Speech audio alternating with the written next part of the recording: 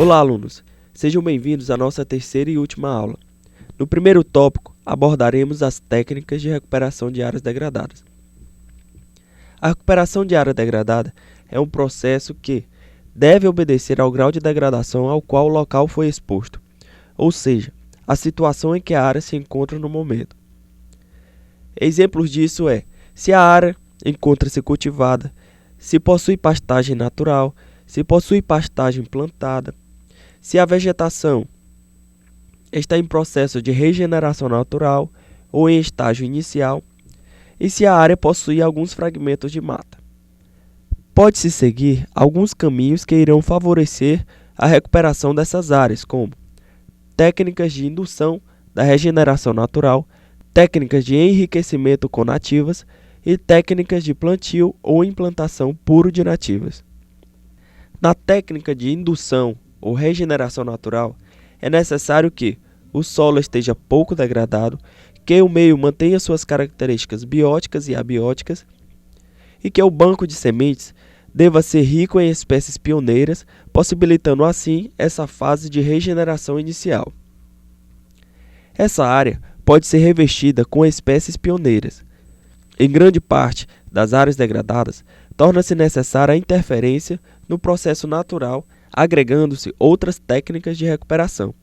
Em muitos casos, utiliza-se como passo inicial o abandono, ou seja, a área fica em observação por um ano e após a formação de um estágio herbáceo arbustivo, determina-se as espécies existentes na área.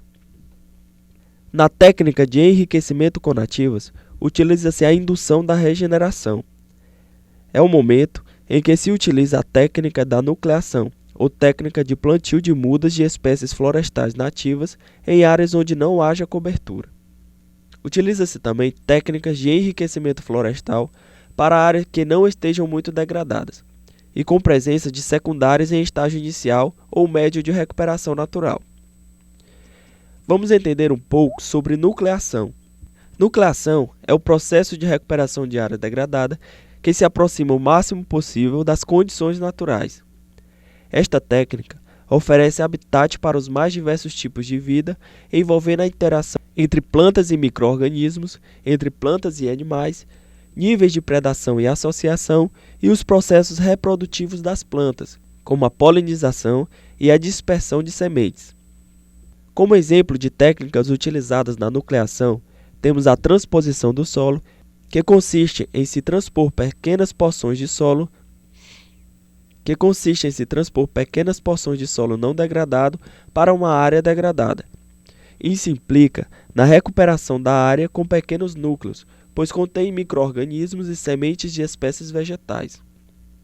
Outro exemplo são os poleiros artificiais, que têm como objetivo propiciar locais onde os pássaros possam pousar, pois eles são ótimos dispersores de sementes em grandes áreas abertas. E a transposição de galharia, que possibilita abrigo natural para a fauna, poleiros para o repouso e caça, decomposição de matéria orgânica e ainda oferece condições adequadas para as espécies adaptadas à sombra e umidade. Ainda temos como outras técnicas de nucleação a semeadura direta e hidrossemeadura e a transposição de chuva de sementes. A técnica de plantio ou implantação puro de nativas deve ser empregada em áreas que perderam as características bióticas das formações florestais, ou seja, um local muito degradado. Sua função é acelerar a ordem natural, ou seja, pioneiras, secundárias iniciais, secundárias tardias e clímax. A faixa de vegetação é utilizada como técnica de recuperação de área degradada na estabilização dos níveis superficiais de encosta, em situações onde ocorra a acumulação de material solto em zonas de erosão ou suscetíveis a deslizamentos superficiais de terreno. As faixas de vegetação são de rápida e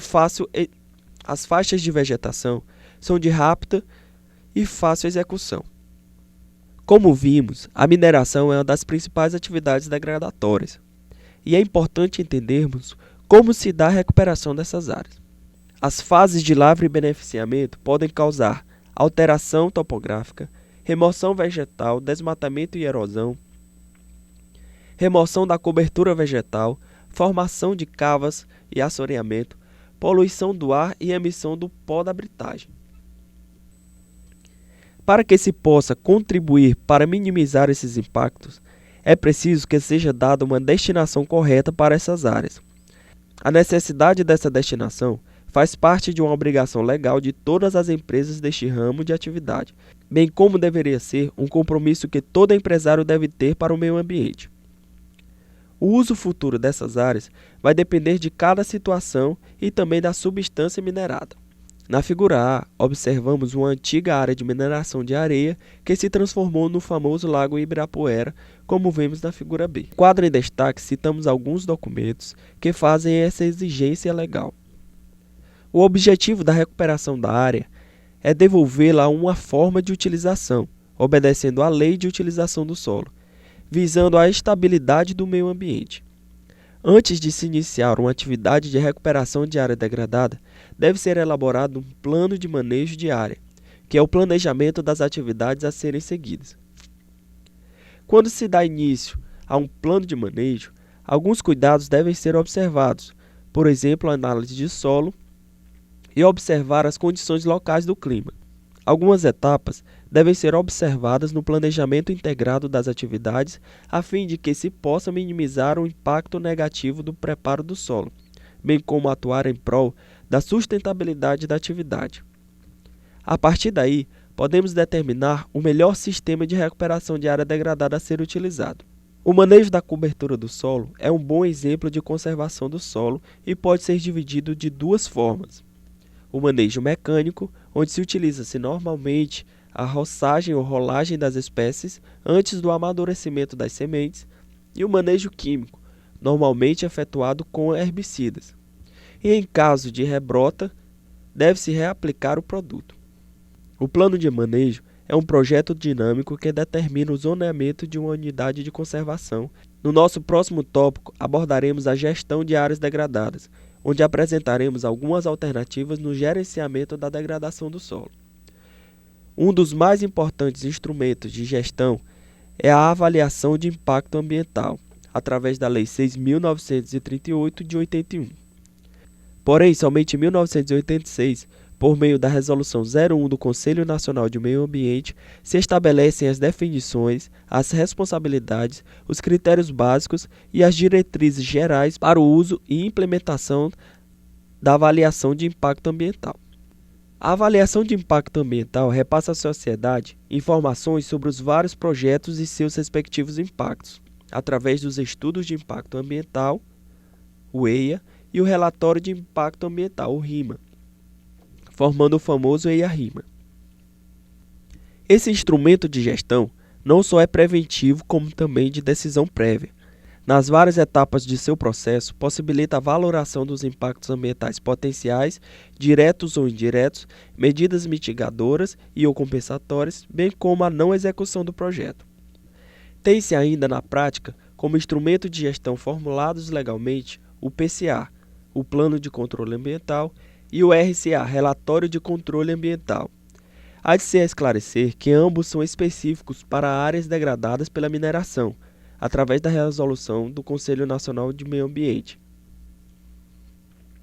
Esses estudos costumam atuar com equipes multidisciplinares, onde cada elemento se responsabiliza por um determinado ponto do trabalho.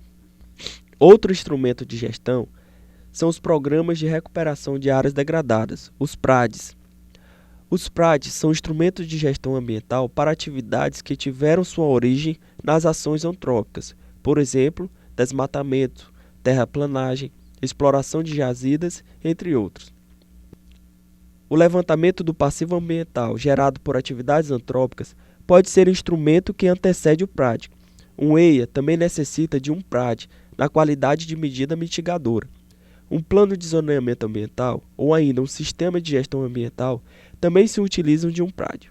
É preciso lembrar que um PRAD, embora seja muito voltado às questões do solo e da vegetação, podem também abranger de forma direta ou indireta a reabilitação ambiental da água, da fauna e da flora, do ar e também do ser humano. A seguir apresentamos o procedimento básico para a execução de um PRAD. Leia com atenção. Finalizamos aqui a nossa terceira e última aula. Acompanhe os nossos fóruns através do sistema. Obrigado pela atenção.